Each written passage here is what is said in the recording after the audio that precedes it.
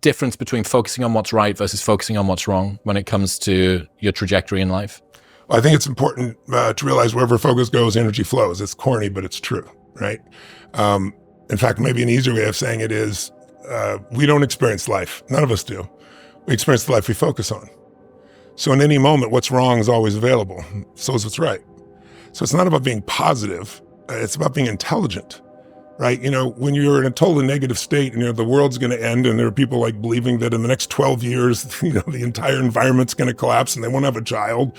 You got to look at the impact of what you're believing. And you got to look at and say, where's my focus going? I can always be upset about something. I can always find something to be joyous or at least grateful for, which leads to joy. And I think it's having that, learning to discipline your disappointments, not allow them to grow and to move on and to use whatever life has given you. But to me, it's like, I think there's 3 decisions that people make every moment of their life. Now, I'm not saying they make them consciously. If you make them unconsciously, you have the same patterns over and over again. And usually they're not good ones, right? And sometimes they're good, but not usually. And I learned these really because I had an experience when I was 11 years old. I was my 4th father, and he got fired, and we had no money and no food. We were always poor, but we wouldn't have starved. We had saltine crackers and peanut butter, right? But when everybody else around you was having a big Thanksgiving dinner, it was pretty depressing. And my mom and dad were saying things to each other that once you say them, you can't take them back. And I have a younger brother, 5 years younger, and a younger sister, 7 years younger. So I felt like the parent almost. I'm trying to protect them. I'm only 11 years old. And what changed my life is this bang on the door. I go to open the door, and there's this guy, big guy with groceries in both hands. And he had a pot on the ground with an uncooked turkey.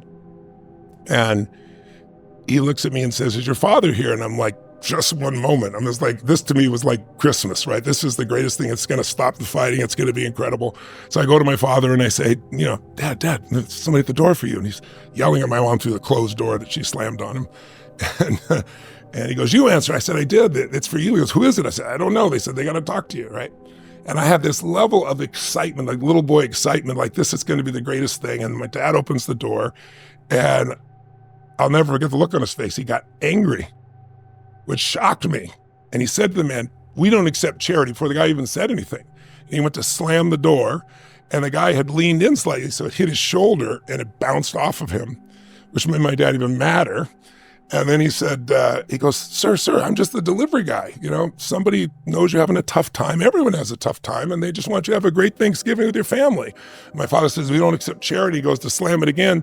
But I think because he leaned in, his foot came in. Now it hit his foot and bounced open again.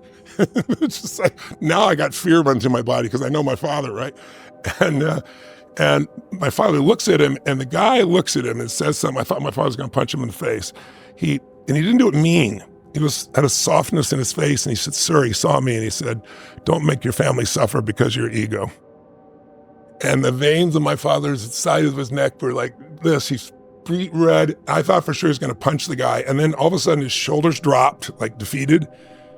He took the groceries, he slammed them on the ground, slammed the door, didn't even pick up the turkey, and didn't say thank you or anything. And shortly after that, he left our family, which to me at the time was the worst experience of my life, I thought.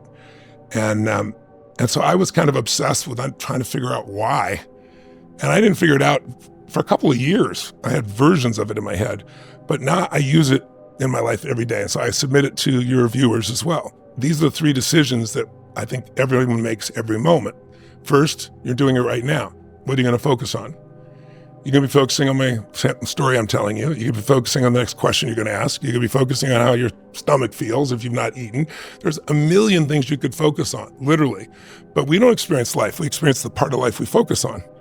And so the bottom line is, I know my father and I had a different experience because we had different focuses that day. I was focused on his food. What a concept. This is cool. He was focused on that he had not taken care of his family. And I know that because he said it about 20 times under his breath, and my mother echoed it, of course. The second decision, though, the minute you focus on something, your brain has to decide, what does it mean? And meaning is what creates emotion, and emotion is where your life is, right? And so the quality of your life is the quality of your emotions. If you got $1 billion and every day you're pissed off and angry, your life's quality is called pissed off and angry. If you got 3 beautiful children, a husband or wife you love, but you worry all the time, your life is worry, you know? So his focus and then his meaning, that was the worst part. The meaning he gave it was that he was worthless and didn't belong here.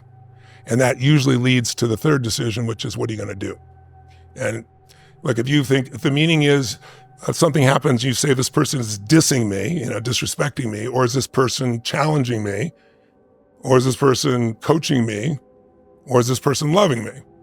If you think they're dissing you, you're going to have a very different emotional reaction than if you think they're coaching you or loving you. And then, of course, that's going to change what decision you make. Because if you're angry, you're going to make a different decision than if you're playful or generous or whatever the case may be. So those 3 decisions control our lives. But so your viewers or listeners, I give them an opportunity to take a look at it, because there's some patterns that you can make some simple patterns and change your whole life of focus. So the first one is, and I'd ask you 2 questions for you. One, Chris, is what do you think most people's answer to this question is? And the other is, what's yours, if you're ready to play. All right? It's real simple. We all have a pattern of focusing on what we have and at times on what's missing. Which one do you think most people spend more time focusing on, what they have or what's missing? What's missing? What do you focus more on? What's missing? Yes. It isn't something that comes, the focus on what's missing is not something that comes with someone who is a failure. It comes very much with people who are very successful. And the question then becomes, if you're always focused on missing, how can you sustain happiness? You're in a permanent place of lack. That's correct. So scarcity is there. So you'll have drive, right, to keep staying on the hamster wheel of achievement, but you're not going to see much fulfillment, not in a sustainable way. It's impossible. It has nothing to do with you or me, right? It's just software. And we got a soul. We're not software, but you run your software so often, you start thinking your mind is you versus my mind is a tool that I'm going to use. Or if I don't use it, it's going to use me. So the majority of people do that. And by the way, during COVID, that number exploded because so many things were taken from people. They were constantly focused on what's missing, and that produces nothing but pain.